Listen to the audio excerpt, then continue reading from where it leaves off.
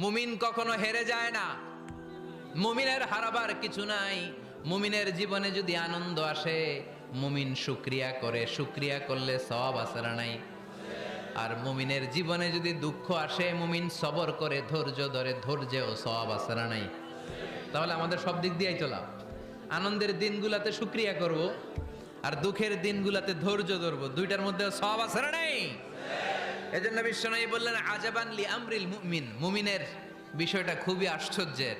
Fine আসাবাতহু সাররাউন শাকারা, মুমিন যদি আনন্দে থাকে সে শুকরিয়া করে, শুকরিয়া করলে লাভ আছে না নাই? ওয়াইন আসাবাতহু দাররাউন সাবারা, আর দুঃখে পড়লে সে সবর করে, ধৈর্য ধরে, ধৈর্য ধরলে সওয়াব আছে না নাই? তার মানে আমাদের হারাবার কিছু আছে। মাঝে মাঝে আল্লাহ আমাদেরকে দুঃখ কষ্ট দিয়ে পরীক্ষা করতে চান, এগুলো আমাদের জন্য খারাপ নয়।